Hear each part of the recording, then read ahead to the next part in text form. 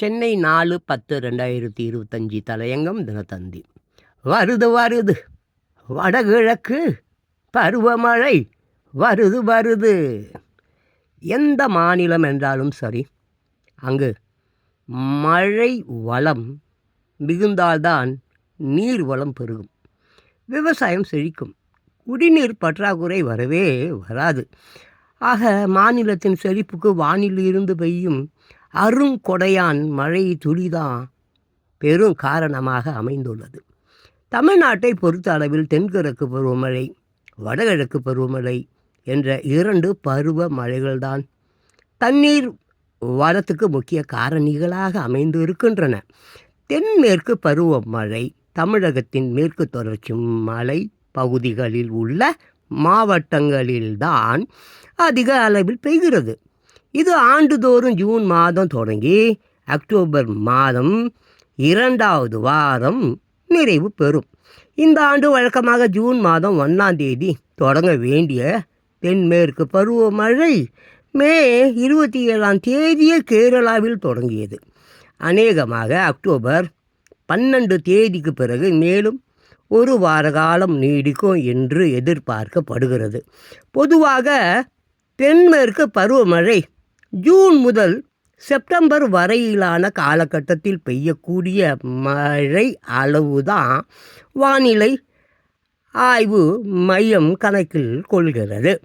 அந்த வகையில் இந்த ஆண்டு தென்மேற்கு பருவமழையின் சராசரி அளவான 32.8 சென்டிமீட்டர் என்பதையொட்டி, அதாவது 32.5 சென்டிமீட்டர் மழை பதிவாகியது.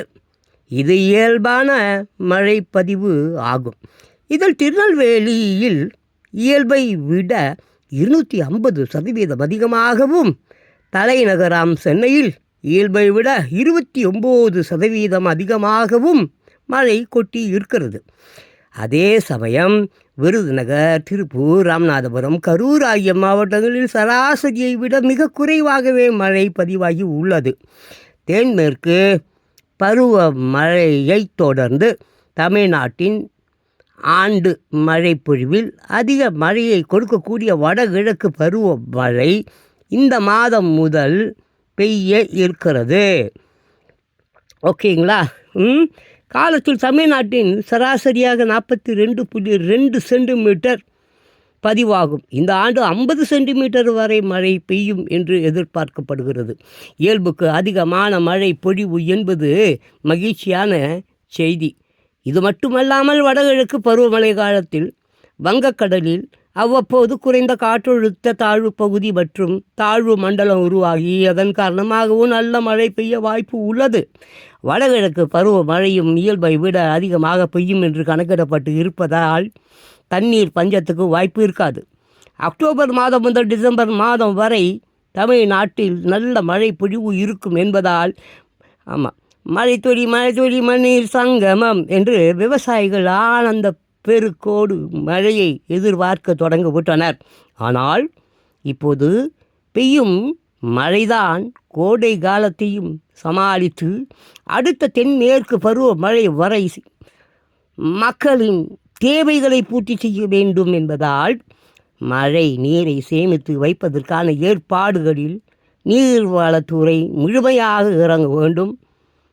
எல்லா ஊர்களிலும் குளங்கள், ஏரிகள் இருப்பதால் அதில் கொண்டு போய் மழை நீரை நிரப்புவதற்கான வடிகால்கள் தூர்வாரப்படும் பணியை மேலும் வேகப்படுத்த வேண்டும்.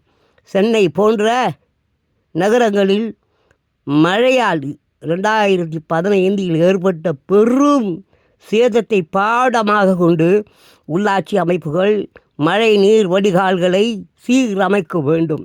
மொத்தத்தில் வருண பகவானின் கருணை இருக்கிறது.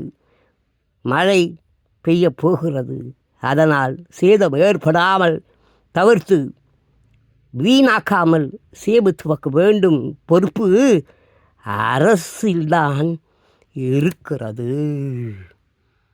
வருது வருது வடகிழக்கு பருவமழை, வருது வருது. ஜாகிரதப்பா, ஜாகிரதை.